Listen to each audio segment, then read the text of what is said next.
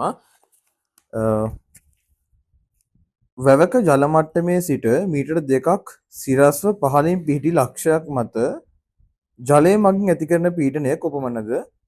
ජලයේ ඝනත්වය දීලා තියෙනවා. ගුරුත්වාකර්ෂණ ත්වරණය 10 ms / 2 කියලා දීලා තියෙනවා. හරි. එතකොට අපෙන් අහන්නේ පීඩනය කීයද කියලා. ළමයි මේ ගාන හරිම ලේසි. හරි. මේ ගාන හරිම ලේසි. මේකට මෙන්න මේ සමීකරණය. හරි. P සමානයි H rho G. හරි. P සමානයි H rho G සමීකරණය දාන්නයි තියෙන්නේ. හරි. එතකොට වැවක ජල මට්ටමේ සිට මීටර 2ක් පහළින්. ඒ කියන්නේ මීටර 2ක් පහළින් කියන ළමයි. හරි. ජල මට්ටම තියෙනවා. හරි. මේක තමයි ජල මට්ටම. ජල මට්ටම. ඒකට ඉඳන් මීටර 2ක් පහළින්. මේ ගැඹුර. හරි. ගැඹුර sorry. මේ මීටර 2ක් පහළින්. කියන්නේ කොයි හරි ලක්ෂයක් නේ. කියන්නේ මීටර 2ක් පහළින් තමයි ඒගොල්ලෝ අපේ පීඩනය අහන්නේ. හරි. මෙන්න මෙතන ඉඳන් කියන්නේ මේ ලක්ෂයේ ඉඳන් කියන්නේ මීටර ජල මට්ටමේ ඉඳන් හරි. ජල මට්ටමේ ඉඳන් මීටර 2ක් පහළින් තියෙන පීඩනය අහන්නේ. එතකොට ළමයි ඒ කියන්නේ ඒක කියන්නේ අතර උස. ඒ කියන්නේ ජල මට්ටම කියන්නේ පීඩනය දින උස. ඒකට 2 මීටර. හරි. රෝ කියලා කියන්නේ ඝනත්වය අපිට දීලා තියෙනවා ගානේ. හරි. ජලයේ ඝනත්වය දීලා තියෙනවා. හරි. කිය ජලයේ ඝනත්වය 1000යි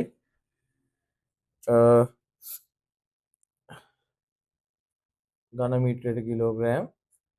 ඊට පස්සේ ගුරුත්වද ත්වරණය G කියන්නේ ගුරුත්වද ත්වරණය 10 ms ඍණ 2. ළමයි මේ ගාන සුළු කළාම ඔයාලට එනවා එතන තියෙනවා 0.3යි මෙතන 1 බිංදුවයි 0.4ක් එනවා. 0.4ක් කියන්නේ මෙතන පීඩනය එන්න ඕනේ කීයද? එහෙම උත්තරයක් තියෙනවා. ඔව් nm මීටර ඝන මීටරයට වර්ග මීටරයට නිව්ටන් 20000යි උත්තරේ අංක 4. හරි. හරිම ලේසි ගානක්. කිසිම දෙයක් නැහැ. මේ සමීකරණ මතක තියාගන්න. පීඩනය සමානයි H rho G. H කියන්නේ උස, rho කියන්නේ ඝනත්වය, G කියන්නේ ගුරුත්වද ත්වරණය. හරි. 22 වෙනි ගාන. 22 වෙනි ප්‍රශ්නේ තියෙනවා. අමාලිගේ සම වියලි වන අතර ඇයගේ වැලමිට දනහිස ආදී ස්ථානවල කටු වැනි විබිලි මතුවී ඇත. තවද ඇයගේ ඇස්වල බිටෝල අප ඇත. අමාලි පෙළනුවේ පහත කමන විටමින් උණතාවයද ළමයි ඔයගොල්ලෝගේ අච්චුපතේ විටමින් උණතාවය කියලා කියන්නේ විටමින් එක ඒ උණතාවය සහ ඒ ලක්ෂණ කියලා වෙනම වගුවක් තියෙනවා. ඒ වගුවේ මේ බිටෝල අප කියන එක හරි පැහැදිලිව සහ හරි කියන්නේ ඒක ගොඩක් ප්‍රශ්න වලට අහන MCQ පොයින්ට් එක. ළමයි බිටෝල අප ඇති වෙන්නේ විටමින් A. හරි. බිටෝල අප කියන එක දැක්ක ගාම මතක තියාගන්න. බිටෝල අප ඇති වෙන ළමයි හරි විටමින් A. විටමින් A ඌනතාවයෙන් තමයි ඔය බිටෝල අප ඇති වෙන්නේ. ළමයි එතකොට විටමින් A වලින් තව මොනවද වෙන්න පුළුවන්? ළමයි විටමින් A වලින් බිටෝල අප මේකේ තියෙනවනේ වැලමිට දනහිස ආදී කටුවනි බිබිලි ඇතිවීම ඒවා විටමින් A වලින් වෙන්න පුළුවන්. එතකොට තව උත්තර තුනක් තියෙනවනේ. තව තියෙනවා විටමින් B නේද? ඔව් විටමින් B කියලා එකක් තියෙනවා. ළමයි විටමින් B වලින් මොනවද හැදෙන්නේ? කියන්නේ විටමින් B වලින් බෙරිබෙරියාව හරි මේක නිකන් චූටි නෝට් එකක් වගේ හදාගන්න ඒක මතක තියාගන්න. කියන්නේ ඇත්තට මේවා කටපාඩම් වුණා නම් කටපාඩම් කරගන්න මේවා ගිරවා තමයි දාන්න වෙන්නේ. හරි. ඒ කියන්නේ විටමින් B බෙරිබෙරියාව රක්තහීනතාවය හරි රක්තහීනතාවය හරි ආයමත් මුඛ කොන් වීම එක මුඛ කොන් වනවීම හරි මුඛ කොන් වනවීම ඒව විටමින් B. ආයෙත් තියෙනවා විටමින් C. ඒකත් විටමින් C වලිනුත් මෙන්න මේක එන්න පුළුවන්. විටමින් C වලින් තමයි ළමයි සර්කර්වි කියලා නැත්නම් ශීතාදය කියලා එකට කියනවා. ශීතාදය කියන ලෙඩේ හැදෙන්නේ එතනින්. හරි. අභ්‍යන්තර රුධිර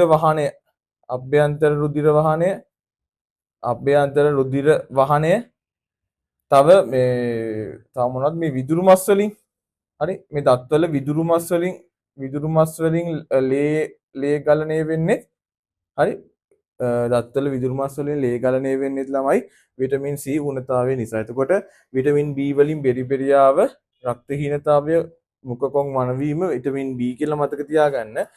විටමින් A වල සෙට් එක ප්‍රශ්නේ ඇතුළෙම තියෙනවා. විටමින් C වලින් සර්කර්වි අභ්‍යන්තර රුධිර වහනය විදුරු මස් වලින් ලේ ගලණය ඒක විටමින් C උත්තර හතරක් තියෙනවා. විටමින් D වලින් ළමයි විටමින් D රිකට්සියාව හරි රිකට්සියාව තව මේ ඔස්ටියෝපොරොසිස් හරි ඔස්ටියෝපොරොසිස් වගේ ලෙඩ ඒ සෙට් වෙන්නෙත් විටමින් D වලින්. හරි එතකොට මේක හරි يعني මේක ඇත්තටම ෂෝට් නෝට් එකක් වගේ හදාගෙන මේක ටිකක් මතක තියාගන්න මේ ප්‍රශ්නේ එන්න පුළුවන්. හරි මේ ප්‍රශ්නේ ගොඩක් එන්න පුළුවන්. ඒ බිටෝලාප විටමින් A වලින් එන්නේ විටමින් B වලින් බෙරිබෙරියාව රක්තහීනතාවය මුඛකොන් වනවීම විටමින් C වලින් සර්කර්වි එහෙම නැත්නම් ශීතාදය කියලා කියන නැත්නම් අභ්‍යන්තර රුධිර වහනයේ විදුලි මස් වලින් ලේ ගලනේ විටමින් C විටමින් D වලින් රිකට්සියාව ඔස්ටියෝපොරොසිස් වගේ ලෙඩ විටමින් D වලින් හම්බ වෙනවා. අපි ඊළඟ ප්‍රශ්නෙට යමු. ඒක වැඩක් නෑ කියලා ලොකු දෙයක් නැති ප්‍රශ්නයක්. ප්‍රශ්න අංක 23 ප්‍රභා සංශ්ලේෂණය සම්බන්ධයෙන් පහත කුමන ප්‍රකාශය සත්‍ය වේද? ළමයි සත්‍ය වේද අසත්‍ය වේද අසත්‍ය වේද කියලා අහන්නේ වැරදි ප්‍රකාශය අහන්නේ. පළවෙනි එක ප්‍රභා සංශ්ලේෂණය කෘත්‍රිම වශයෙන් සිදු කළ හැකි. ළමයි ප්‍රභා සංශ්ලේෂණය කෘත්‍රිම වශයෙන් සිදු කරන්න බෑ. ඒකට උත්තර අංක 1 උත්තරේ වැරදි. ඒකට උත්තරේ තමයි උත්තර අංක 1. හරි. අසත්‍ය වාක්‍යය තමයි ප්‍රභා සංශ්ලේෂණය කෘත්‍රිම වශයෙන් සිදු කළ හැකිය කියන එක වැරදි. හරි. ඊටු ටික කියවමු. ප්‍රභා සංශ්ලේෂණයේදී සූර්ය ශක්තිය රසායන ශක්තිය බවට පරිවර්තනය කරනවා. සූර්ය ශක්තිය එනවා. ඒ සූර්ය ශක්තිය තමයි රසායන ශක්තිය බවට පරිවර්තනය කරන්නේ. ඒක හරි. තුන්වෙනි උත්තරේ ප්‍රභා සංශ්ලේෂණයේ අතුරුඵලයක් ලෙස O2 වායුව නිපදවු. ඒක හරිනේ. කාබන් ඩයොක්සයිඩ් තමයි පාවිච්චි කරන්නේ. එළියට එන්නේ O2 ඔක්සිජන්. ඒකත් හරි.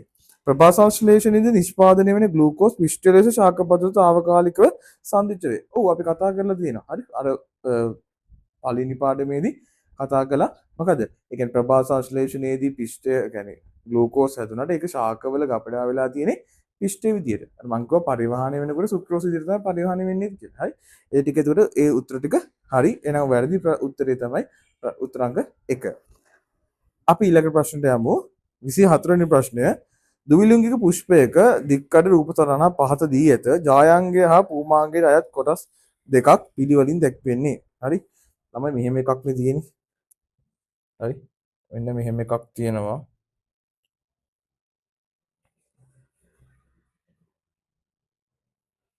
ඊට ඔතනින් මෙහෙම එකක් ගිහිල්ලා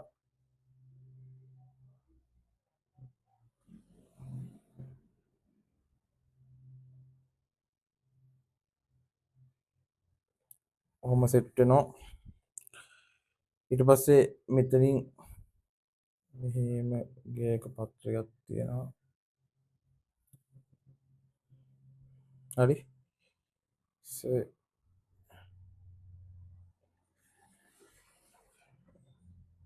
මේ පැත්තට ඒ වගේ එකක් තියෙනවා.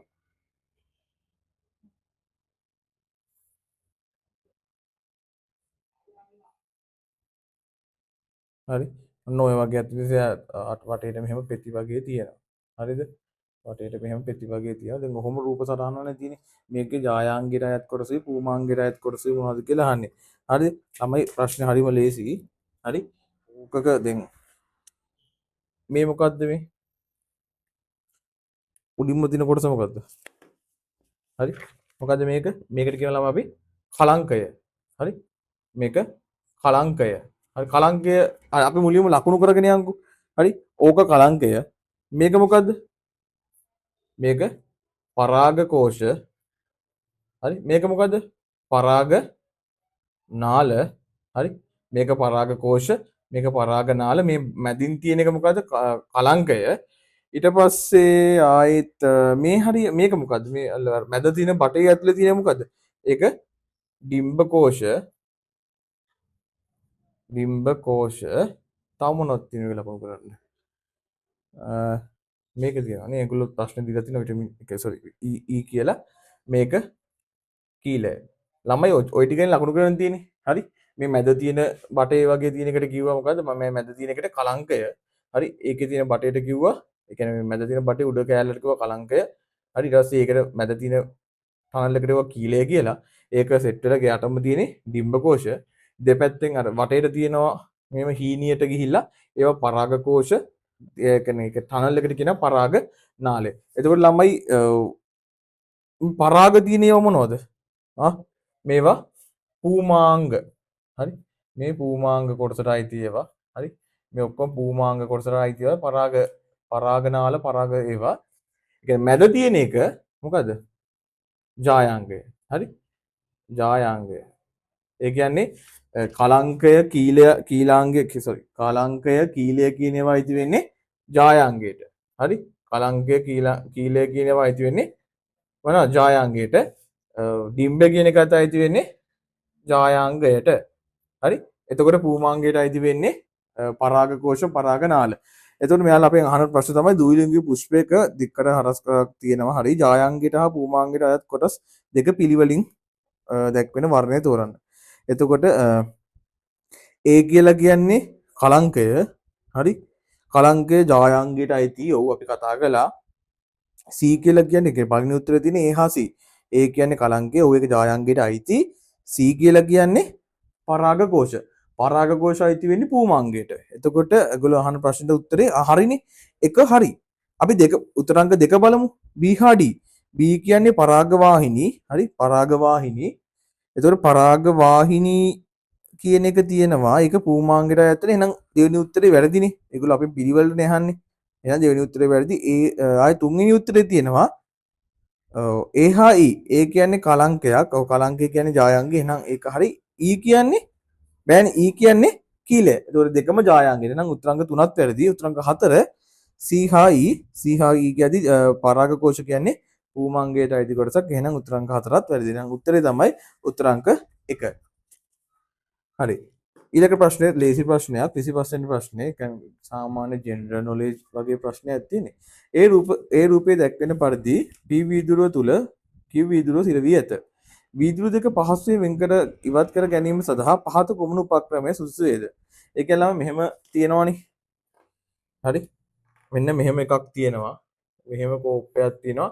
ඒ කෝප්පය ඇතුළටම හිර වෙලා තව කෝප්පයක් තියෙනවා කියලා එයා කියන්නේ. එතකොට මේ P වීදුරුව තුල ඒ දෙකම යට මෙන්න මෙහෙම පොඩි වතුර භාජනයක තමයි මේ දෙකම තියෙන්නේ. හරි? වතුර භාජනයක තමයි මේ දෙකම තියෙන්නේ. එතකොට මේ P භාජනයේ තමයි P කෝප්පේ තමයි එළියෙන් තියෙන්නේ.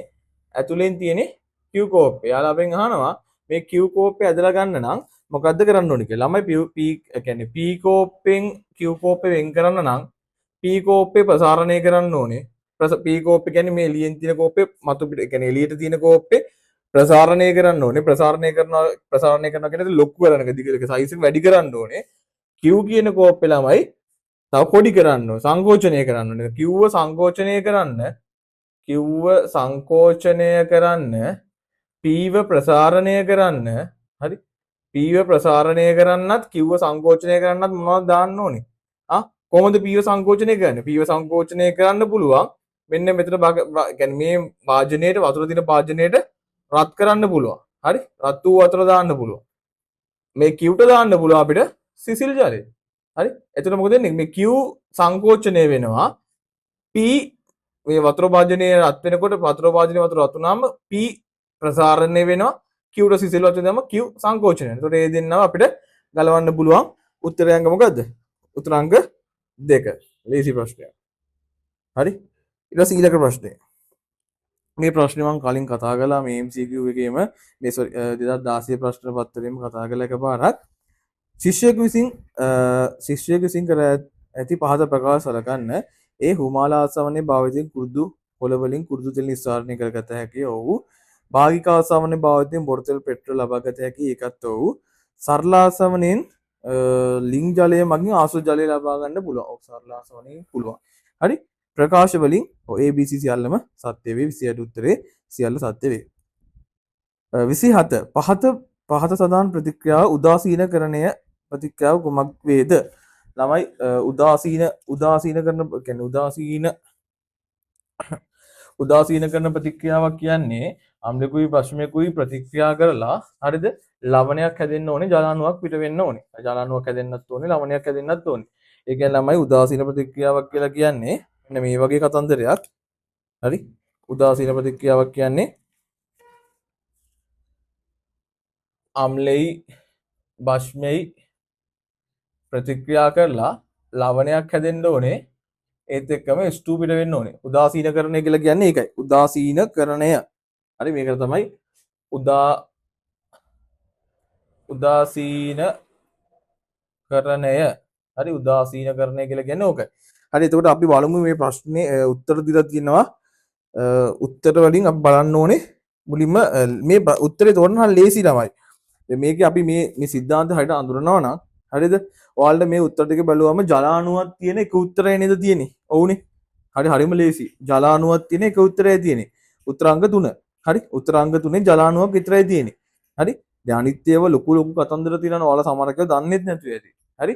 එතකොට දැන් ඉච්චර හිතන්න ඕනේ නැහැ. හරි සිද්ධාන්තය ඔයාලට අවබෝධයි නා ලවණයක් හැදෙන්නත් ඕනේ ජලය අණුවක් හැදෙන්නත් ඕනේ කියලා මතකයි නා උත්තරාංග 3 හයිඩම දිනවා ලේසි උත්තරේ ගන්න ඊට පස්සේ ඔයාලට ඒ උත්තර අංග 3 ඔයාලට ඔබ්සර්ව් කරන්න පුළුවන් ඒක දිහා ටිකක් හොඳට බලන්න පුළුවන් ඒ උත්තරාංග 3 තියෙනවා NaOH ඔව් භස්මයක් HCl ලවණයක් ඔව්නේ මේක භස්මයක්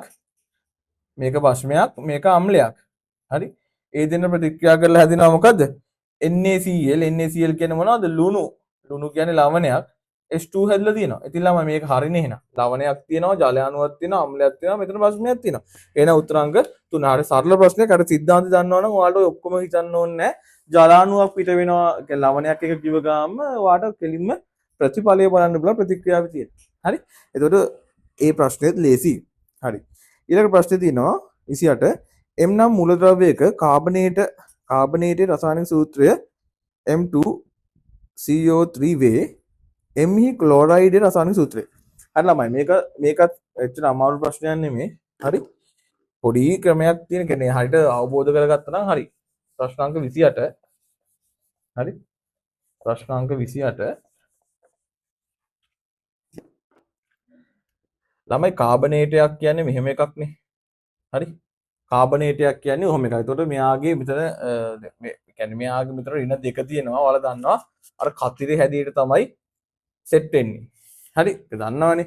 එතකොට දැන් මෙතනදී කියන්නේ දැන් මෙයාලා දීලා තියෙන M ගේ M2CO3. හරි M2CO3. එතකොට ළමයි දැන් මෙතන තිබ්බ දෙක මේ Mට ඇවිල්ලා තියෙනවා. ඒ කියන්නේ මේ කාබනේටේ සංයුතාවයේ දෙක Mට ඇවිල්ලා තියෙනවා. මේ සංයුතතාවයේ දෙක හරි මේ සංයුතතාවයේ දෙක ඇවිල්ලා තියෙනවා Mට. ඒ වගේම ළමයි කාබනේට් ඇවිල්ලා තියෙන්නේ කාබනේට් කොටසට ඇවිල්ලා තියෙන්නේ එකනේ.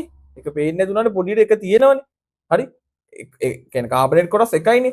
ඒ කියන්නේ ළමයි මෙතන M ගේ සංයුතතාවය කීයද? M ගේ සංයුතතාවය එකයි කියලා අපිට ගෙස් කරගන්න පුළුවන් නේ. හරි. තේරුණාද මම කියන්නේ? මෙතන කාබනේටයක් ලියනකොට ළමයි කාබනේට් එක CO3 උඩ -2. හරි. එතකොට -2 යනවා එහා පැත්තේ එක්කෙනාට එහා පැත්තේ එක්කෙනාගේ තියෙන සංයුතතාවය වෙනවා කාබනේටෙට. එහෙමනේ වෙන්නේ. හරි. එතකොට දැන් මෙතන දැන් Mට ඇවිල්ලා තියෙනවා එක හරි දෙක ඇවිල්ලා තියෙනවා Mට කාබනේට් දෙක Mට ඇවිල්ලා තියෙනවා හැබැයි කාබනේට් මුකුත් ඇවිල්ලා නැහැ එතන මුකුත් නැහැ කියන්නේ එකනේ කාබනේට් ඉන්න එක්කෙනා ඉන්නවනේ එතකොට එක තියෙනවා ඒ ළමයි කාබනේට් නම් M ගේ තියෙන එකයි සංයුක්තාවය එකයි කියලා ගන්න පුළුවන් ඊට පස්සේ ඒගොල්ලෝ අපෙන් අහනවා M හි ක්ලෝරයිඩ් ළමයි Cl ගේ සංයුක්තාවය කීයද Cl ගේ ඍණ එකයි හරි ක්ලෝරයිඩ් කියන්නේ ක්ලෝරයිඩ් වල සංයුක්තාව ඍණ එකයි හරි ඒක මතක තියෙනවා හරි ක්ලෝරයිඩ් සංයුක්තාව ඍණ එකයි එහෙනම් ළමයි මෙතන ඍණ එකයි අපි දන්නවා අපි ඉස්සෙල්ලා හොයාගත්ත කාබනේට්ගෙන් එයාගේ තියෙන කියන්නේ M ගේ සංයුක්තාව එකයි කියලා ක්ලෝරයිඩ් ගෙත් එකයි නේද ළමයි මෙහෙම එකක් නේද දෙන්න ඕනේ හා මොකද මෙයාගේ එකයි ක්ලෝරයිඩ් ගෙත් එකයි එහෙනම් ඒතර හැදෙනකොට මෙයාගේ එක මෙයාට යනවා මෙයාගේ එක මෙයාට එනවා ඒතර එක එක ලියන්නේ නැහැ එක ලියන්නේ නැහැ නේ එතකොට MCl කියලා උත්තරයක් තියෙනව නේද ඔව්නේ උත්තරාංක 1 MCl හරි හරි ලේසි ප්‍රශ්නයක් පොඩ්ඩක් හුරු වුණා නම්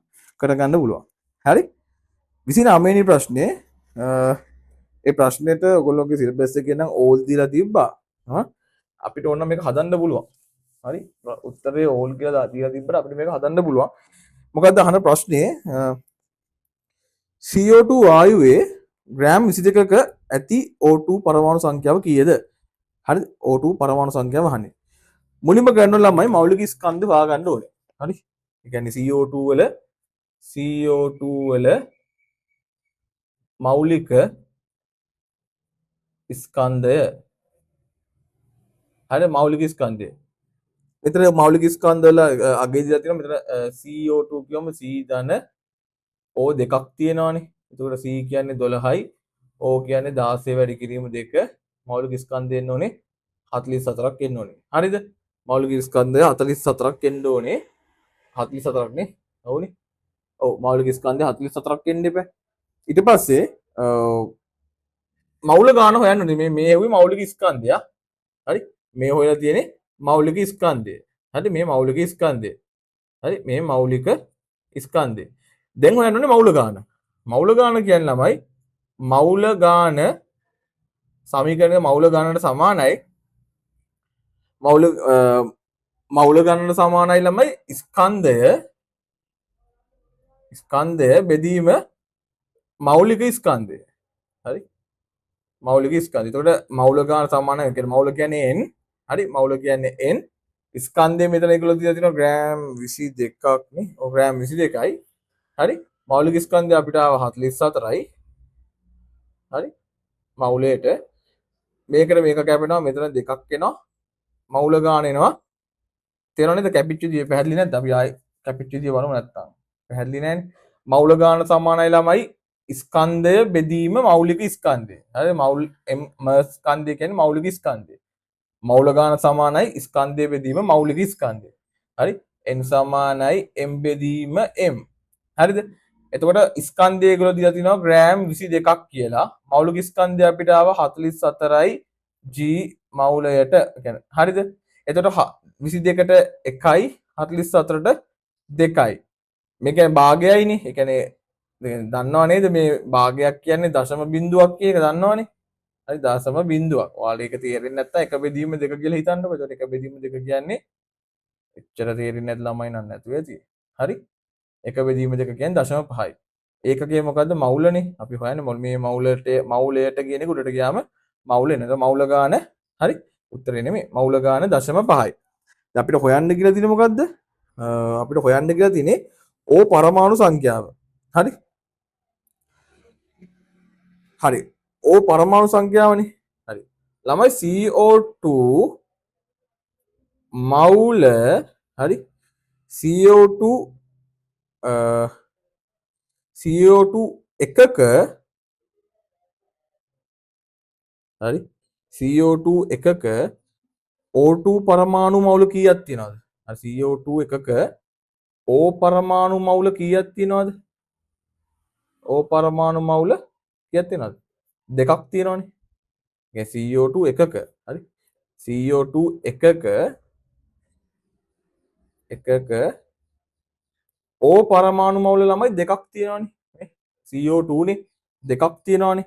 එහෙනම් අපි හිතමු හරි එහෙනම් අපි හිතමු CO මවුල 0.5ක O මවුල කීයක් තියෙනවද? CO මවුල 0.5ක O මවුල කීයක්ද? එකක තියෙනවා O පරමාණු මවුල දෙකක්. මේ ඕනේ. එහෙනම් 0.5ක කොච්චරක් තියෙනවද? 0.5 හොයන්න 0.5 වැඩි කිරීම 2. කීයද? එහෙනම් O පරමාණු මවුල එන්න ඕනේ මවුල 0.5කට එන්න ඕනේ මවුල 1යි. හරි? ඒ කියන්නේ O2 මවුල එකක තිබ්බේ O පරමාණු මවුල 2යිනේ. හරි? ඒ CO2 ලියද්දී එතකොට O දෙකක් එනවනේ. එන O2 මවුල කාබන් ඩයොක්සයිඩ් මවුල එකක O2 ඔක්සිජන් පරමාණු මවුල 2යි. එහෙනම් දැන් මවුල 0.5 කියන්නේ ඕකෙන් භාගෙනේ. එහෙනම් මවුල 1යි. ළමයි මෙහෙම එකක් තියෙනවා ඇවගාඩ්‍රෝ සමීකරණ කියලා. හරි? පරමාණු මවුල එකක්. හරි? පරමාණු මවුල එකක් සමානයි ඇවගාඩ්‍රෝ නියමයට. ඇවගාඩ්‍රෝ නියමය කියන්නේ 6.0 වැඩි කිරීම 10 ඍණ 3. හරි?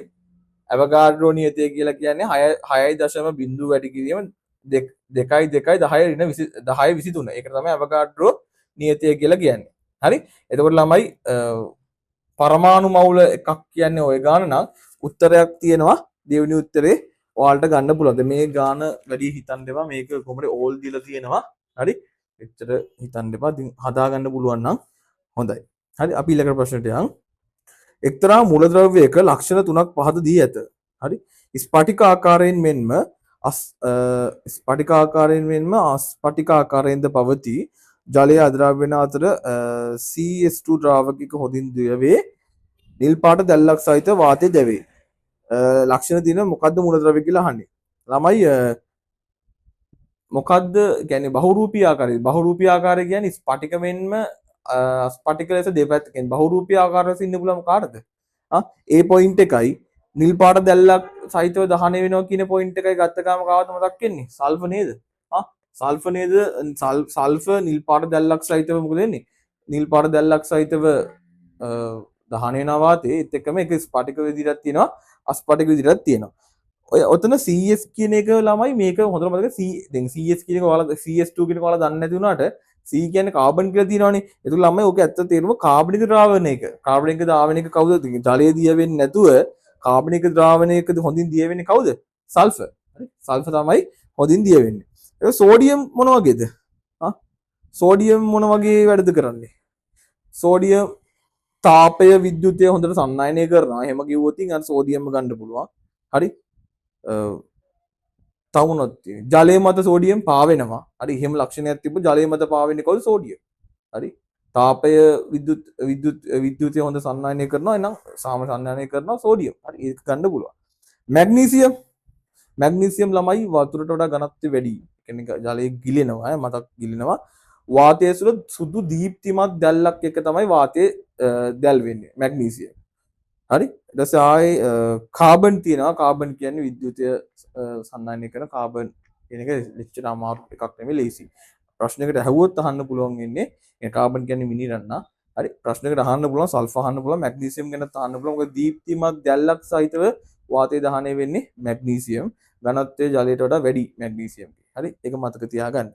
31 වෙනි ප්‍රශ්නය. ස්පර්ශව පවතින රළු පෘෂ්ඨයක් සහිත වස්තු දෙකක් සීමාකාරී ඝර්ෂණ බලය. හරි. ප්‍රකාශන ප්‍රශ්නයක්. ළමයි ඝර්ෂණය ගැන තියෙන්නේ. ඝර්ෂණය බලපාන සාධක දෙකයිනේ. හරි. ඝර්ෂණය බලපාන සාධක මොනවද? හරි. ළමයි ඝර්ෂණය බලපානවා මොකද? මේකේ දැන් ගොඩක් තියෙනවා නේද? නෑ.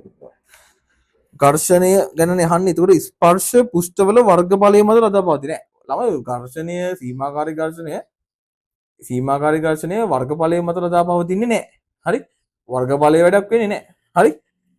අභිලම්බ ප්‍රතික්‍රියාව හා ස්පර්ශ පුෂ්ඨවල ස්වභාවය මත රඳා පවතී. ඔව්නේ ළමයි. හරි. අභිලම්බ ප්‍රතික්‍රියාව කියලා කියන්නේ කියන්නේ වස්තුව මගින් පොළොවට දෙන එකයි පොළොව මගින් කියන්නේ වස්තුවට උඩට දෙන එකයිනේ. හරි. අභිලම්බ ප්‍රතික්‍රියාව කියන්නේ උඩ ඉඳන් පහළට අර ඔයාලට මතක ඇතිනේ මෙහෙම යන්න. අභිලම්බ ප්‍රතික්‍රියාව හරි ඔහොම මතක ඇතිනේ. හරි. R කියලා කිව්වේ. හරි අභිලම්බ ප්‍රතික්‍රියාව බලපානවා. හරි ඝර්ෂණයට අභිලම්බ ප්‍රතික්‍රියාව අනිවාර්යෙන්ම බලපානවා. හරි. ස්පර්ශ පුෂ්ඨ ස්වභාවය. ඔව්නේ. පුෂ්ඨ ස්වභාවය මත ඝර්ෂණය තීරණය වෙන්නේ. වර්ගඵලය නෙමේ. හරිද? ඝර්ෂණයේ සීමාකාරී ඝර්ෂණයට බලපාන සාධකය තමයි අභිලම්බ ප්‍රතික්‍රියාව බලපානවා. ඊට අමතරව ආයෙ ළමයි බලපානවා. මොකද්ද? පුෂ්ඨයේ ස්වභාවය බලපානවා. හරි. පුෂ්ඨයේ ස්වභාවය බලපාන. එතකොට උත්තර අංක 2. 32 සඳ මතු පිට ගුරුත්වය තූරණය පොළොව මතු පිට අගයෙන් 6න් එකකි හා පොළොව මතු පිට ගුරුත්වය තූරණය 10 ms ඍණ 2 නම් ස්කන්ධය 60ක් වන ගගනගාමීකගේ බර සඳ මතු පිට ගියාම කීයද කියලා අහනවා. ගාණක් නෑ ඒකනේ. ඒක ලේසි ගාණක්. මෙහෙම ප්‍රශ්නයක් ළමයි. පුද්ගලයෙක් ඉන්නේ ආගේ ස්කන්ධය 60 kg කියලා කියනවා. හරි. එයාගේ බර කීයද එහෙනම්? එයා අපිට දීලා තිනා ගුරුත්වය තූරණය 10 ms කියලා දීලා තියෙනවා නේ. දුන්නා නේද එහෙම? ඔව් ගුරුත්වය තූරණය 10 ms2 කියලා තියෙනවා. මම අර මේ MCQ එකේම පළවෙනි ප්‍රශ්නේදී කතා කළා මේක. ස්කන්ධය මෙහෙම දුන්නට හරි ස්කන්ධය 60 kg නම් බර කීයද යාගේ? 60 වැඩි කිරීම 10 ගුරුත්වය තූරණය වැඩි කරන එහෙනම් 600යි නිව්ටන්. අපිට කියනවා හඳට ගියාම හරි හඳට ගියාම ගුරුත්වය තූරණය පොළොවේ මතු පිටදී අගෙන් 6න් එකකි. ඒ කියන්නේ මේ 10 වගේ 6න් එකක්ලු හරි හඳට ගියාම මේ 10 ගුරුත්වය තූරණය 10 වගේ 6න් එකක්ලු. එහෙනම් හරි ලේසි. 600 වැඩි කිරීම 6න් එක. හරි මේක කැපෙනවා 100යි. බර කීයද? නිව්ටන් 100යි. කියන්නේ බර නැහැ. හරි හඳට ගියාම ඔගොල්ලෝ බර නැහැ වගේ සීන් නැති එකක්. මෙයා කිලෝග්‍රෑම් 10යි. අර 60ක මිනිස්සේ කිලෝග්‍රෑම් 10ට අඩු වෙනවා. ඔක ස්කන්ධෙන් කීයද කියලා ඇහුවොත් ස්කන්ධය කිලෝග්‍රෑම් 10යි. හඳට ගියාම හරි හඳට ගියාම මෙයාගේ ස්කන්ධය කිලෝග්‍රෑම් 10ට අඩු වෙනවා. මොකද උනේ? අපිට කිව්වා මෙහෙම කිලෝග්‍රෑම් 60ක මිනිස්සෙක් ඉන්නවා කිව්වා. එයාගේ කිලෝග්‍රෑම් 60යි නම් බර අපි දන්නවා 10න් වැඩි කරන්න ඕනේ ගුරුත්වය තූරණය 10නේ. එයාගේ බර ස්කන්ධය වැඩි කරන්න ඕනේ 10න්. ඒතකොට බර එනවා නිව්ටන් 60ක්. ඊට පස්සේ ආයෙමත් ඒගොල්ලෝ කියලා තියෙනවා පෘථිවියේ වගේ 6න් එකක්ලු හඳේ ගුරුත්වය තුරන්නේ. ඒ කියන්නේ පෘථිවිය 10 ms 10 ms වෙන දෙකක් පහළට ගුරුත්වය තුරන්නේ තිබ්බට හඳට ගියාම එච්චර නෑ. 10න් 6න් එකක් තමයි හඳට ගියාම තියෙන්නේ. එහෙනම් ඉතින් මොකද කරන්නේ මේ 600 කියන එකට 6න් එක ඇප්ලයි කරන්න තියෙන්නේ. එතකොට කෙලින්ම CI නිව්ටන් කියලා එනවා. ඒ කියන්නේ බර හඳට ගියාම ගුරුත්වය කියන්නේ බර ඒ කියන්නේ 60 මිනිස්සයාගේ බර 100යි. හරි ඒ බලය. එයාගේ ස්කන්ධය ඇහුවනම් 10 කිලෝග්‍රෑම්. හරි 10 කිලෝග්‍රෑම් නෙමෙයි. ඔව් එයාගේ ස්කන්ධය ඇහුවනම් 10 කිලෝග්‍රෑම් නෙමෙයි. 10 කිලෝග්‍රෑම් වෙන්නේ නැහැ ළමයි. මොකද මේ පෘථිවිය මතු පිටට දිනේ අපි මේ 10න් බෙදලා එහෙම කරලා ගත්තේ. එතකොට අපිට එහෙනම් හදන්න වෙනවා මෙහෙම හදන්න වෙනවා. හරි. ඕකෙන් කීයද කියලා අරගෙන ඔය ගානෙන් බෙදන්න වෙනවා. හරි. 10 කිලෝග්‍රෑම් නෙමෙයි ආ. 10 කිලෝග්‍රෑම් වැරදි. 10 කිලෝග්‍රෑම් නෙමෙයි. 10ට 6න් එක ඇප්ලයි කරලා ඒ ගාන බෙදන්න වෙනවා මෙතන. එහෙම සිද්ධියක් තියෙනවා. හරි. එතකොට ඒගොල්ලෝ අපෙන් දැන් අහලා තියෙන ඉච්ච ලොකු අතන්දරයක් නෙමෙයිනේ බර කීයද කියලා තමයි අහලා තියෙන්නේ. එහෙනම් CI නිව්ටන්. එක හරි. 33 වෙනි ප්‍රශ්නය ජල මවුල 10ක් තුල NOH සෝඩියම් හයිඩ්‍රොක්සයිඩ් මවුල දෙකක් දිය කළ විට ලැබෙන ද්‍රාවණයේ NOH මවුල ප්‍රභාගය කීයද? හරි. ළමයි මවුල භාගය කියන එක අමාරු ප්‍රශ්නයක් නෙමෙයි. මවුල භාගය ලේසි ප්‍රශ්නයක්. හරි. අපෙන් අහන්නේ NOH ගණන අහන්නේ. මේ සමීකරණය මතක තියාගන්න. මවුල භාගය සමානයි මුළු මවුල සංඛ්‍යාව බෙදීම මුළු මවුල සංඛ්‍යාව බෙදීම දැන් අපෙන් ඒගොල්ලෝ අහන්නේ NOH වලනේ. එහෙනම් NOH වල මවුල. හරි. දැන් අපෙන් අහන්නේ NOH තමයි NOH මවුල. නැත්නම් ඔයාලට ඕනනම් ඊළඟට ආයේ තියෙන ජලය දාන්න පුළුවන්. හරි. මවුල භාගය සමානයි මුළු මවුල භාගය. ඔයාලට අවශ්‍ය කරන මවුල භාගය. මුළු මවුල භාගය එනවා ජල මවුල 10ක් තියෙනවා. NOH මවුල දෙකක් තියෙනවලු. මෙතන දෙකක් තියෙනවා. එහෙනම් මෙතන 12යි 2යි මේක බෙදුවම එහෙම නේද එන්න ඕනේ. ඔව්නේ. එතකොට මෙතන 6න් කැපුවොත් එකක් එනවා. මෙතන 6 වෙනවනේ. 6න් 1 කියලා උත්තරයක් ඔව් 6න් 1 කියලා උත්තරයක් තියෙනවා.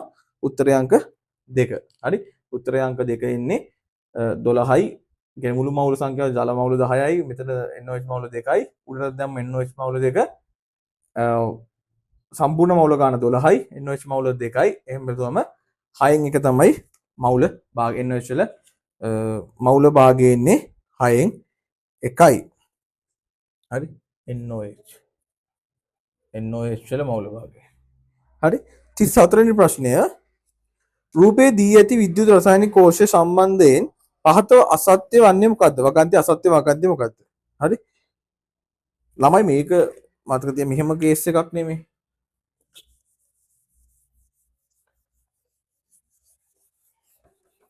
මේක සරල කෝෂයක් නේ. හරි. මේක සරල කෝෂයක් ළමයි. මෙන්න මෙහෙම එකක් තියෙනවා. හරි. මෙතනින් මෙහෙම එකක් තියෙනවා. ඒක ඒගොල්ලෝ කියනවා යකඩ කියලා. හරි. ආයි මෙතන එකක් තියෙනවා ඒගොල්ලෝ කියන එක කොපර් කියලා. හරි. ඒක අපි වෙන පාටකින් හදමු නැත්නම් ඔයාලට පැහැදිලි නැහැ.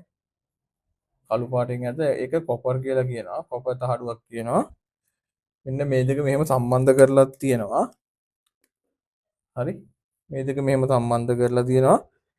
මෙන්න මෙහෙම රාවණයක් තියෙනවා. ඒ කියන්නේ මේක නොහොම තියෙනවා. ඊ තියෙන්නේ H2SO4. හරි. ඕම කතාවන්නේ තියෙන්නේ. එච්චරයි තියෙන්නේ. ඊට පස්සේ අපෙන් අහනවා මේ රසායනික කෝෂයේ ඔයාලා මුලින්ම ධන ඍණ අඳුන ගන්න ඕනේ. හරි. කවුද මේකේ ධන? කවුද මේක ඍණ? ළමයි සක්‍රියතා ශ්‍රේණිය කියලා එකක් තියෙනවානේ. සක්‍රියතා ශ්‍රේණිය. ඔය සක්‍රියතා ශ්‍රේණිය මතක තියාගන්න ඕනේ. දැන් සක්‍රියතා ශ්‍රේණියේ මෙතන කොපර්ට වඩා යකඩ උඩින් ඉන්නවා. එහෙනම් යකඩ තමයි ඍණ වෙන්නේ. කියන්නේ ඇනෝඩය. හරි. ඇනෝඩය වෙන්නේ යකඩ. කොපර් තමයි ධන වෙන්නේ. එයා කැතෝඩය. හරි. කැතෝඩය. මොකද වෙන්නේ? දැන් ඇනෝඩය මොකද කරන්නේ? ඇනෝඩය මොකද කරන්නේ? ඇනෝඩය කරන්නේ ඉලෙක්ට්‍රෝන මොනවා කරනකද? ඇනෝඩය කරන්නේ ඉලෙක්ට්‍රෝන පිට කරනවා. හරි. ඉලෙක්ට්‍රෝන පිට කරනවට මොකද කියන්නේ? ඉලෙක්ට්‍රෝන පිට කරයි. ඉලෙක්ට්‍රෝන ඇනෝඩය ඉලෙක්ට්‍රෝන පිට කරනවා. ඉලෙක්ට්‍රෝන පිට කරනවට කියනවා ඔක්සිඩේෂන් කරණය කාක කරණය හරි ඔක්සිකරණය අනිත් පැත්තේ මේ ඇනෝඩය මේ කැතෝඩය කොපර් කියන කැතෝඩය කියන්නේ ධන එයා මොකද කරන්නේ ඉලෙක්ට්‍රෝන ලබා ගන්නවා එයා ඉලෙක්ට්‍රෝන ලබා ගන්න එයාට කියන අපි ඔක්සි හරණය හාවා මෙයා හ මෙයා මෙයා හ හරි ඇනෝඩිය ඔක්සිකරණය ඍණ කෙනා ඔක්සිකරණය එයා ඉලෙක්ට්‍රෝන පිට කරනවා ධන කෙනා කැතෝඩය එයා ඉලෙක්ට්‍රෝන ලබා ගන්නවා දැන් මෙතන අපි තුමු F කියලා මෙයා කියන ළම මෙතන F වලින් මෙන්න මෙහෙම ඉලෙක්ට්‍රෝන පිට කරනවා හරි දෙකක් පිට කරනවා නේ ඉලෙක්ට්‍රෝන දෙකක් පිට කරනවා මෙයා මොකද කරන්නේ මෙතනින් මෙයා ළමයි ඉලෙක්ට්‍රෝන ලබා ගන්නවා හරි මෙයා ඉලෙක්ට්‍රෝන ලබාගෙන හරි S2 පිට කරනවා හරි තවත් ඉලෙක්ට්‍රෝන දෙකක් හරි තේරුණාද මෙන්න මෙතන ළමයි මෙන්න මෙහෙම හයිඩ්‍රජන් බුබුලු වගේ හැදෙනවා අර එන S2 තියෙනවනේ මේ එන S2 ටික කියන්නේ මේ ඉලෙක්ට්‍රෝන ගිහිල්ලා මෙන්න මෙතන හැදෙනවා කියන්නේ මේ H2SO4 එක්ක මෙතන පොඩි කතාවක් තියෙනවා ඒ කතාව ඇතුලේ මෙතනින් ඔයාලට කියන්නේ S2 බුබුලු හැදෙන්නේ කැතෝඩේ ගාව කොපර් ගාව තමයි S2 බුබුලු හැදෙන්නේ හරි අපි බලමු උත්තර ටික මොනවද කියලා යකඩ තහඩුව ඇනෝඩය ලෙස ක්‍රියා කරයි යකඩ තහඩුව ඇනෝඩය ලෙස ක්‍රියා කරයි ඔව් ඒක හරිනේ එයා ඇනෝඩේ තමයි එහෙනම් ඒක හරි කොපර් තහඩුව අසල ඔක්සිකරණ ප්‍රතික්‍රියාව සිදුවේ ඔක්සිහරණ ප්‍රතික්‍රියාව කොපර් තහඩුව ගාව ඔක්සිහරණ ඔව්නේ කොපර් තහඩුව ගාව ඔක්සිහරණනේ අපි කිව්වේ හ කියලා හරි එහෙනම් හරි යකඩ තහඩුව අසලින් ශීඝ්‍රයෙන් වායු බුබුලු පිට වේ නෑනේ ළමයි දැන් ඉලෙක්ට්‍රෝන අරගෙන වායු බුබුලු පිට වෙනවා කිව්වේ මෙතනනේ කියන්නේ S+ වලට ඉලෙක්ට්‍රෝන දෙකක් හම්බෙලා H2 පිට කරන්නේ කැතෝඩේ ගාව ඒ කැතෝඩේ ගාව කියන්නේ ධන ගාව හරි ධන ගාව හරි ළමයි ඔයගොල්ලෝ මේ පැත්ත මතක තියාගන්න එපා මේ පැත්ත ඊළඟ පේපරේදී මේ පැත්ත අනිත් කියන්නේ මෙතන කැතෝඩේ ඇවිල්ලා මෙතන ඇනෝඩේ එන්න පුළුවන් ඒ නිසා මේ පැත්ත මතක තියාගන්න එපා හරියටම අවබෝධ කරගන්න සක්‍රීය ශාතයේ නියම තමයි ධන ඍණ තෝරගන්නේ හරි එතකොට දැන් මේ ගානට අනුව දැන් මෙතනදී කොපර් කියන්නේ ධන එහෙනම් මෙතන තමයි S2 බුබුලු හැදෙන්නේ හරි යකඩ ගාව නෙමෙයි බාහිර කම්බිය ඔස්සේ කොපර් තහඩුව වෙත ඉලෙක්ට්‍රෝන ගලායි ඔය ඒක හරිනේ කොපර් තහඩුව වෙත තමයි ඉලෙක්ට්‍රෝන ගලාගෙන යන්නේ අපි කියවනේ මෙතනින් මෙයා ඉලෙක්ට්‍රෝන කඩනවා මෙයා ඉලෙක්ට්‍රෝන කැඩුවාන් පස්සේ හරි මෙන්න මෙයාගෙන් තමයි ඉලෙක්ට්‍රෝන යන්නේ හරි මෙතනින් තමයි ඉලෙක්ට්‍රෝන යන්නේ හරි ඉලෙක්ට්‍රෝන යන ළමයි මෙතනින් හරි ඉලෙක්ට්‍රෝන යන්නේ මෙන්න මේ පැත්තට හරි ඉලෙක්ට්‍රෝන යන්නේ ওই පැත්තට එතකොට ඒක හරි ඒතර අසත්‍ය පිළිතුර වන්නේ තුන්වෙනි එක යකඩ තහඩුව ගාව බුබුලු ඇති වෙන්නේ නැහැ බුබුලු ඇති වෙන්නේ කොපර් ගාව හරි ඊළඟ ප්‍රශ්නේ ධාරා ප්‍රශ්නයක් එන්න මෙහෙම එකක් තියෙනවා අපෙන් අහන්නේ කෝෂය මගින් ලබා දෙන ධාරාවනේ මෙහෙම එකක් තියෙනවා මෙතන බැටරියක් තියෙනවා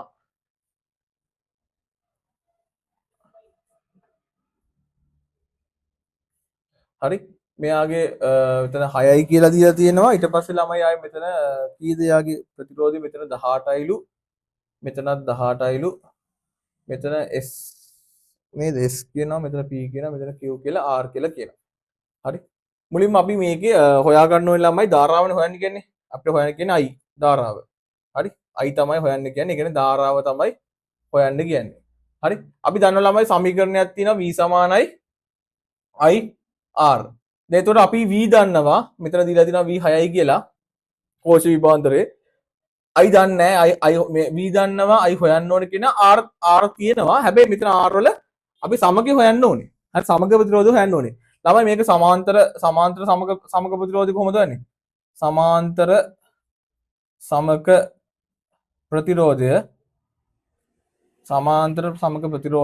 හරි අපි දන්නවා අපිට I හොයන්න ඕනේ I හොයන සමීකරණය දන්නවා V සමානයි IR V සමානයි IR වලදී අපි V දන්නවා ඒගොල්ලෝ දීලා තියෙනවා V 6යි කියලා බැටරි විභවයේ I හොයන්න ඕනේ R තියෙනවා හැබැයි R මෙහෙම ඇප්ලයි කරන්න බෑ මේක සමගය හොයන්න ඕනේ සමගය කියන්නේ මේ දෙන්නව පොදු කරලා ගන්න ඕනේ හරි ඒතකොට සමාන්තර සමග ප්‍රතිරෝධය හොයන්නේ කොහොමද සමාන්තර දෙකෙනෙක්ගේ සමග ප්‍රතිරෝධය හොයන්නේ R යට 1 සමානයි R යට 1 සමානයි 18 ධන 18 හරි මෙන්න මේ විදිහට R යට 1 තමයි දාන්නේ R යට 1 සමානයි 10 යට 18 කීයද තියෙන්නේ ඒ ගාන දාන්න හරි මෙතන සමග ප්‍රතිරෝධ මෙහෙම තව එකක් මෙහෙම තියෙනවනම් 18 යට එක යට 18 එක යට 18 ආයෙ එක යට 18 කියලා දාන්න පුළුවන්. හරි?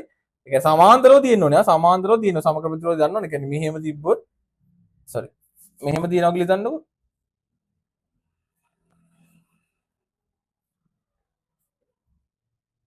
හරි ඔහොම තිබ්බොත් හරි ඔයා ඔය තුනටම දාන්න 18 යට එක යට 18 එක යට 18 එක යට 18 ඒ වගේ තුනක් දාන්න පුළුවන්. දැන් මෙතන එහෙම තුනක් දාන්න ඕනේ නැහැ. මෙතන මේ මෙතන දෙකයි තියෙන්නේ. ළමයි හරි මෙතන දෙකයිනේ තියෙන්නේ. හරි මෙතන දෙකයි කියන ළමයි මේ හරි මෙතන දෙකයිනේ තියෙන්නේ. එහෙනම් කීයද දෙන්නේ? දෙක යට 18 r උඩට ගත්තම r මේ එක යට r කියන එකේ r උඩට ගත්තම මෙයත් අනිත් පැත්ත යනවා 18 යට 2 වෙනවා එහෙනම් 9යි ඕම්. හරි සමග ප්‍රතිරෝධය 9යි. එහෙනම් අපි දැන් v සමානයි ir වලට මේක ආදේශ කරමු. i යුක්ත කරගමු. i යුක්ත කරගත්තම v බෙදීම r වෙනවා. v දන්නවා අපි 6යි v. මෙතන හොයාගත්තා ඕම් 9යි. ඕක සුළු වුණාම 3ෙන් කපන්න පුළුවන්. 3ට 6 2යි 9යි. 3ෙන් 2 කියලා උත්තරයක් තියෙනවා. ඔව් 3ෙන් 2 කියලා උත්තරයක් තියෙනවා ඇම්පියර්. හරි 3ෙන් 2 කියලා උත්තරයක් තියෙනවා උත්තර අංක 2. හරි එච්චර අමාරු ගානක් නෙමෙයි. ඊළඟට ආයෙ තියෙනවා මේ පරිපථයේ අපෙන් අහනවා මේ පරිපථයේ SP ඍජු සන්නායක කොටස හරහා ගලා යන ධාරාව I. හරි ඒ කියන්නේ SP මෙතනින් යන ධාරාව I. SP වඩා චුම්බක ක්ෂේත්‍රයක් ඇති වේ. ආ කියන්නේ මෙතන චුම්බක ක්ෂේත්‍රයක් ඇති වෙනවා. ඌ ඇති වෙනවනේ. චුම්බක ක්ෂේත්‍රයේ දිශාව. ළමයි මැක්ස්වෙල්ගේ අර ඔයගොල්ලෝ අහලා දිනව නේද මේ මොකද්ද මැක්ස්වෙල්ගේ දකුණත් සුරැකී නීතිය කියලා එකක් තියෙනවා. හරි. ඒකේ අර ඔර්ලෝසු කට්ට යන පැත්තටනේ. එතකොට අපි දැන් මෙතන දන්නවා ධාරාව යන්නේ මේ පැත්තට කියලා ඒගොල්ලෝ කියනවා. ඒක ධාරාව යන්නේ මේ පැත්තටනේ. දාන ඉතින් මෙහෙට යන්නේ ධාරාව කොහමද? හරි. ධාරාව ওই පැත්තට යනවා නම් හරි.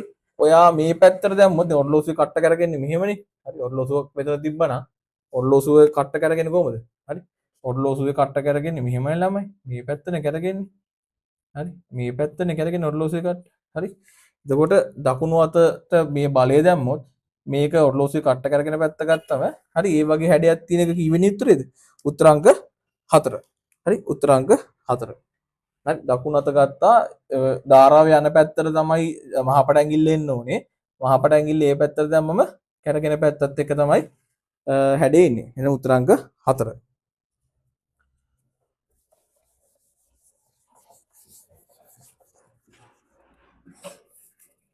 ඊට පස්සේ ප්‍රශ්නාංක 37 කියන රූපයේ දැක්වෙන පරිදි තිරස් සුමට පෘෂ්ඨයක් මත තබා ඇති ඒ වස්තුව සලකන්න හා ඒ මත 15යි නිව්ටන් එක පැත්තකට x නිව්ටන් තව පැත්තකටත් තියෙනවා x බලයේ පැත්තට නිව්ටන් 10ක සම්ප්‍රයුක්ත බලයකින් චලිත වෙනවා x වල අගය හනේ. මෙන්න මෙහෙම ගානක්. හරි 37 වෙනි ගාන ළමයි 37 මෙහෙම එකක් තියෙනවා බොක්ස් එකක්. මේ පැත්තට නිව්ටන් x තියෙනවා. මේ පැත්තට ළමයි නිව්ටන් කීයක්ද ඒගොල්ලෝ කියන්නේ නිව්ටන් 15ක් තියෙනවලු. හරිද? අන්තිමේදී කොහොම හරි මේක සම්ප්‍රයුක්තයක් හැදිලා මේක මේ පැත්තට ළමයි නිව්ටන් 10ක නේද? නිව්ටන් 10කින් සම්ප්‍රයුක්තයක් හැදෙනවලු. ඒ කියන්නේ සම්ප්‍රයුක්තය නිව්ටන් 10. ඒ කියන්නේ ළමයි මෙයා x ඒ කියන්නේ නිව්ටන් x ප්‍රමාණයක් මෙහෙට තල්ලු කළා. නිව්ටන් 15ක් මෙහෙට තල්ලු කළා. අන්තිමේදී කොහොම හරි මේක තල්ලු වෙනවා මේ පැත්තට. මේ පැත්තට තල්ලු වෙනවා. x තල්ලු කරන පැත්තට මේ පැත්තට තල්ලු වෙනවා. හරි අන්තිමේදී මේ පැත්තට තල්ලු වෙනවා. අපෙන් අහනවා ඒ කියන්නේ ඒක තල්ලු වෙලා තියෙන්නේ නිව්ටන් 10ක බලෙන්. සම්ප්‍රයුක්ත කීයද කියලා. හරිම ලේසි ළමයි. සම්ප්‍රයුක්ත කීයද කියලා අහන්නේ. හරි. ගාන ලියා ගන්න මෙහෙම x මේ පැත්තට දානවා. හරි. හරි ඒ කියන්නේ අපි දන්නවා x අනිවාර්යෙන් ලොකුයිනේ.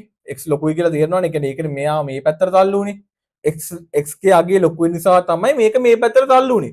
දැන් 15ට වඩා x කුඩායි නම් x ගේ පැත්තට බොක්ස් එක එන්න බෑ. දැන් ඒ කියන්නේ මේ 15 තල්ලු කරන් යන්න එපා මේ පැත්තට. ඒ කියන්නේ x 15ට වඩා හරි 15ට වඩා x ලොකුයි. අනිවාර්යයෙන්ම x ලොකුයි. 15ට වඩා x ලොකු නිසා තමයි x ට පුළුවන් වෙන්නේ මේ පැත්තට තල්ලු කරන්න. එහෙනම් x ගේ අගය ලොකුයි. මේ සලකුණත් එක්ක දාගන්න එක ලේසි. x මේ පැත්තට බලයක් තියෙනවා 15 මේ පැත්තට බලයක් තියෙනවා. හරි x ගෙන් 15 අඩු කළාම සම්ප්‍රයුක්තය ඇවිල්ලා තියෙනවා 10යි නිව්ටන් බලයත් එක්ක දිශාවත් එක්ක දාගන්න. දිශාව මේ පැත්තට. හරි x එහෙම්ම තියන්න 15යි n කියන එක ගන්න එහා පැත්තට 10යිනි n මෙහෙම තියන්න 15යින් මේ පැත්තට යනකොට මොකද වෙන්නේ? දිශාව මාරු වෙනකොට sorry ලකුණ දැන් ඍණ 15 මේ පැත්තට යනකොට ධන 15ක් වෙනවා. ලකුණ මාරු වුණා. එහෙනම් දිශාවත් මේ පැත්තට මාරු වුණා. එහෙනම් 25ක් මේ පැත්තට. හරි. එහෙනම් x ගේ බලය වෙලා තියෙන්නේ කීයද? x ගේ බලය වෙලා තියෙන්නේ 25 නිව්ටන්. හරි. ලකුණත් එක්ක දාගන්න. එතකොට ළමයි ලේසි ඔයාලට. හරි. ඔය මුකුත් ඕනේ නැහැ. ඉතින් ඔයාලා මනෝමයෙන් ඔක හදන්නත් පුළුවන්. ඒ කියන්නේ x ට පුළුවන් වුණා කියන්නේ මේව තල්ලු කරන්න x ගේ බලය ලොකුයි. හරි. x ගේ බලය ලොකුයි කියන්නේ සමීකරණයක් දාන්න x ඍණ 15 10යි. x ඍණ 15 x තල්ලු කළා 15ක් මෙහෙන් ආවා. වැඩිපුර ගියේ 10යි. ඒක සූත්‍ර සමීකරණ දාන්න. සමීකරණ දැම්මම පස්සේ x උත්ත කළාම 25 කියන එක උත්තරේ නිකම් වෙනවා. උත්තராංක 2. හරි. 38 වෙනි ප්‍රශ්නේ සරල රේඛීය මාර්ගයක ඔස්සේ ළමයෙකු සිදු කළ චලිතය චලිත වගුවක් දීලා තියෙනවා. ඒ වගුවට අනුව අපේ ප්‍රශ්න ටිකක් අහනවා. වැරදි උත්තරේ කියන්නේ වැරදි ප්‍රශ්නේ අහන්නේ. වැරදි උත්තරේ මොකක්ද කියලා අහන්නේ. මේක ඉරේස් කරමු. හරි. වැරදි එක අහන්නේ. පළමු තප්පර 3 ළමයා ඒකාකාරී ප්‍රවේගයෙන් චලිත වී ඇත. හරි. ඒකේ ළමයි විකෙත පළවෙනි තප්පර 3.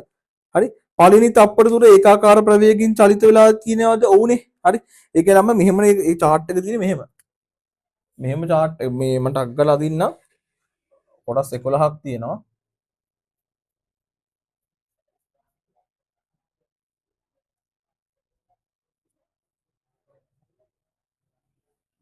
හරි. ඔහොම තියෙනවා. ඊට පස්සේ මේක කාලය මෙතන විස්ථාපනය. හරිද? විස්ථාපනය මෙතන 0යි 2යි 4යි 6යි 6යි 6යි 8යි 8යි 7යි 4යි 2යි බිඳුව. හරි.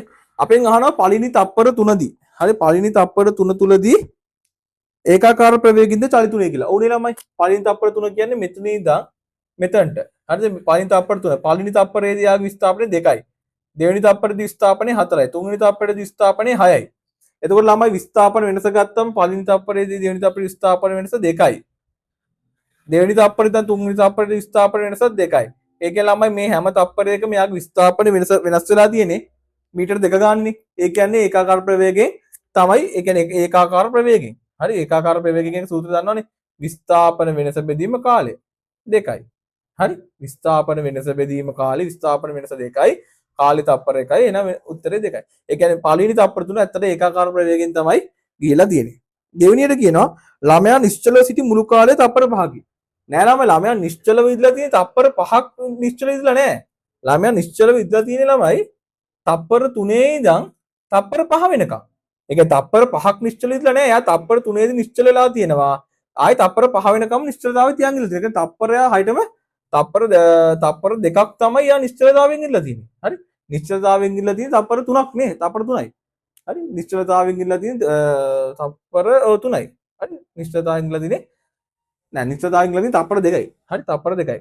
කාලාන්තරයන් හරි 1යි 2යි. හරි. එතකොට තප්පර 5ක් නිශ්චලතාවයෙන් ඉඳලා නෑ. ළමයා නැවත ආරම්භක ස්ථානයට පැමිණ ඇත. ඕනේ ළමයි බිඳුවෙන් පටන් අරන් බිඳුවටම ඇවිල්ලා තියෙනවා. බිඳුවෙන් පටන් අරන් බිඳුවටම ඇවිල්ලා තියෙනවා කියන්නේ ආය ළමයා ආරම්භක ස්ථානයටම පැමිණලා තියෙනවා. ළමයා චලිත වූ මුළු දුර 16කි. ළමයා මේක හරි ලේසි. ඒ කියන්නේ මේක තේර අර මම අර දෙවෙනි පාඩම උගන්වද්දි කිව්වා. දැන් මේකේ චලිත මේ විස්ථාපනයේ මෙයා ගිහලා තියෙන උපරිම දුර ළමයි මීටර 8යි. හරි. මීටර 8ක් ගිහිලා ආය 6 වෙනි තප්පරේදී මීටර 8ක් ගිහිලා තියෙනවා. ඊට පස්සේ 7 වෙනි තප්පරේදී කොහෙවත් ගිහිලා නැහැ. එතනම ඉඳලා තිනවා. ආය 8 වෙනි තප්පරේදී පහළට ගිහිලා තියෙනවා. මේකේ ප්‍රස්ථාරය යනදම පහළට යන්නේ. ඊට පස්සේ ආය ආපු ස්ථානෙටම ආම ළමයි එයාගේ 8ක් ගිහිල්ලා ආය කියන්නේ 8ක් උපරිම ගිහිල්ලා ආය හිටපු තැනට ඒ කියන්නේ මීටර 8ක් ගිහිල්ලා ආය ආරම්භක ස්ථානෙට ආවා කියන්නේ ළමයි තව මීටර 8ක් ඇවිල්ලානේ. ඒ කියන්නේ උපරිම ගියේ 8යි නම් ආයෙත් 8ක් ගියා කියන්නේ එයා ගිහලා තියෙන මුළු දුර ළමයි 16යි. හරි. හොඳට මතක තියාගන්න. මේ මේව මුකුත් එකතු කරකට දාගන්න එපා. එහෙම මුකුත් එකතු කරලාට උත්තරයක් එන්නේ නැහැ. මේ විස්ථාපන ප්‍රස්ථාරයක් තමයි මේක කියන්නේ. විස්ථාපන සම්බන්ධ දේවල් තියෙන්නේ. මෙයා ගිය උපරිම මැක්ස් දුර තමයි 8. හරි. මෙයා ආයෙ එනවා කියලා අපි දන්නවා. මොකද මෙතන බිඳුව තියෙනවා. මෙයා ආයෙ එනවා කියලා දන්නවා බිඳුව තියෙනවා. එහෙනම් 8ක් ගියා නම් ආයෙ දැන් 8ක් ගියා නම් ආයෙ හිටපු තැනටම එන්න නම් ආයෙ තව 8ක් එන්න ඕනේ. එහෙනම් 8යි 8යි 16. මෙයා ගමන් කළ මුළු දුර ළමයි 16 තමයි එන්නේ.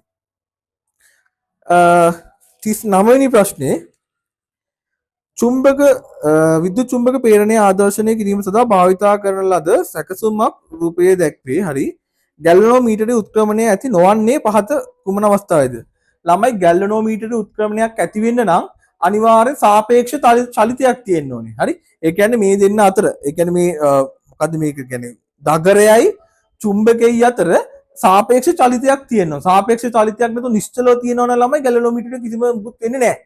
හරි. ඒ කියන්නේ ගැලවීම විද්‍යුත් ප්‍රේරණය වෙන්න නම් හරි ඒ කියන්නේ විද්‍යුත් ප්‍රේරණය වෙන්න නම් අනිවාර්යෙන් මේ දෙන්නට සාපේක්ෂ චලිතයක් තියෙන්න ඕනේ. ඒතොර පළවෙනි උත්තරේ තියෙනවා දගරය නිශ්චලව තබා චුම්බකය වෙතට චලනය කිරීම. හරි. ඔය වෙන්න ඒතොර වෙනවනේ. ඒක අවුලක් නැහැ. අපෙන් අහන්නේ උත්ක්‍රමණය ඇති නොවන එක නහන්නේ. උත්ක්‍රමණය ඇති නොවන්නේ දෙවෙනියට කියනවා දගරය හා චුම්බකයන් දෙකම නිශ්චලව තබා ඇති. ඔව් දගරයයි චුම්බකයයි දෙකම නිශ්චලව තියෙනවා කියන්නේ එතකොට එතන ළමයි සාපේක්ෂ චලිතයක් නැහැ. සාපේක්ෂ චලිතයක් නැහැ කියන්නේ උත්ක්‍රමණය වෙන්නේ නැහැ. එහෙනම් උත්තර අංක 2. සරල ප්‍රශ්නයක්. මතක තියාගන්න සාපේක්ෂ චලිතයක් තියෙන්න ඕනේ. සාපේක්ෂ චලිතයක් නැත්නම් උත්ක්‍රමණය වෙන්නේ නැහැ. 40 වෙනි ප්‍රශ්නේ එක ලේසි ප්‍රශ්නයක්. හරි. කුරුණෑගල නගරයේ වාසය කරන අනිල් ජගත් සුජිත් හා නාමල් යන සිව් දෙනා එක්තරා දිනක ආහාරගත් කතාවක් තියෙනවා. වගුවක් ආහාරය අනිල් බත් පරිප්පු පොළ සම්බෝලලු ජගත් ඉදියාප්ප පරිප්පු මාළුලු සුජිත් පාන් පරිප්පු පොල්ලු ඊට පස්සේ නාමල් රොටි අර්තාපල් පොල් සම්බෝල කියලා තියෙනවා. ඊට පස්සේ ඒවා එන පැති කියලා තියෙනවා. සහල් පොල් එන්නේ කුරුණෑගලින්ලු අර්තාපල්ලාවේ නුවරඑළියෙන්ලු හාල්ලාවෙත් පොළොන්නරුවෙන්ලු මාළු මීගමෙන්ලු පරිප්පුවාවේ ඉන්දියාවෙන්ලු තිරුකුපිටියාවේ ඇමරිකාවෙන්ලු. අපෙන් අහනවා ඒ අනුව අඩුම ආහාර සැතුම ඇති ආහාරය ගැන ඇත්ත අපෝ ලේසි ප්‍රශ්නයක්. ආහාර සැතුමක් කියන්නේ ළමයි ආහාර සැතුම කියන්නේ ආහාර නිෂ්පාදනය කරන තැන ඉඳන් පාරිභෝගිකයා පාවිච්චි කරන තැනටකන් තියෙන දුර. හිතන්නකෝ දැන් මේකට අනුව අපි තු මාළු කියලා මාළු තියෙන මීගමුවේනේ. හරි මීගමුවේ ඉඳන් දැන් මේ අනිල් ඉන්නේ කොහෙද? අනිල් ඉන්න පැත්තක් නෑ. හරි මීගමුවනේ. හරිද? මාළු තියෙන මීගමුවේ. හරි මීගමුවේ ඉඳන් අපි තුමුකෝ මීගමුවේ ඉඳන් ඔයා ඉන්නේ කොළඹ කියලා. මීගමුවේ ඉඳන් කොළඹට තියෙන දුර. හරි එතකොට නැත්නම් ඔය අපි රත්නපුරේ ඉන්නේ කියලා ඒක මීගමුවේ ඉඳන් රත්නපුරයට තියෙන දුර. ඒක තමයි ආහාර සැතුමක් කියන්නේ. එතකොට මෙයාලා අපෙන් අහනවා අඩුම ආහාර සැතුම ඇති ආහාර ගෙන ඇත්තේ කවුද කියලා. අන්න නිෂ්පාදනය කරන ඉඳන් පරිභෝජනය කරන එක පරිභෝජනය කරන එක තියෙන දුරනේ ආහාර සැතුම කියන්නේ. අඩුම එකක් කියන්නේ ළඟ කියන්නේ ලංකාව ඇතුලේ කෑම කාපු එක්කෙනා කවුද කියලා අහන්නේ. ජගත් අර බලමු අපි ඉන්දියාවේ කාපු එක්කෙනා වයින් කරන්න පුළුවන් නේ. ඉතින් අපි බලමු අනිල් කාලා තිනවා බත් කාලා තිනවා බත් කියන්නේ හාල් පිටි එක පොළොන්නරුවේ පරිප්පු තියෙන්නේ පරිප්පු ඉන්දියාවේ හරි පොල් සම්බෝල ගත්තම කුරුණෑගල හරි සහල් තියෙන්නේ කුරුණෑගල පරිප්පු ඉන්දියාවේ හරි පොල් සම්බෝල තියෙනවා ඒකත් තියෙන්නේ කුරුණෑගල කිව්වම ඒකට යාගේ එකක් ඉන්දියාවේ තියෙනවානේ හරි ජගත්ගේ ගත්තම ඉදියාප්ප හදන්නේ පිටිවලින්නේ එතකොට හරි හාල් පිටි තියෙන පොළොන්නරුවේ පරිප්පු ඉන්දියාවේ මාළු ව්‍යාංජනය මීගමුවේ හරි එතකොට කුරුණෑගලට ළඟම තැන ටිකනේ අහන්නේ. ඒතකොට ළමයි කුරුණෑගලට ළඟම කෑම කාලා තියෙන හැම බැලුවොත් අනිල්නේ. මේ තුන්දෙනාම ඉන්නේ කුරුණෑගලනේ. හරි. ඒතකොට ළඟම කියන්නේ ළඟම ආහාර කාලා තියෙන කවුද? අනිල්. හරි. අනිල් තමයි ළඟම ආහාර සැතුමුව තියෙන විදිහට ආහාර ගන්න තියෙන්නේ අනිල්. හරි. අනිත් කට්ටියගේ ආහාර සැතුම ඊට වඩා වැඩි. තුන්දෙනාම ඉන්නේ කුරුණෑගල. කුරුණෑගල ඉඳන් තමයි ඒතකොට ඔයගොල්ලෝ බලන්න ඕනේ දුර. ඒතකොට ළඟම ආහාර සැතුම තියෙන්නේ අඩුම ආහාර සැතුම තියෙන විදිහට ආහාර ගන්න තියෙන්නේ අනිල්. හරි. හරි ළමයි එහෙනම් 2016 MCQ ප්‍රශ්න පත්‍රය මෙතනින් ඉවර වෙනවා.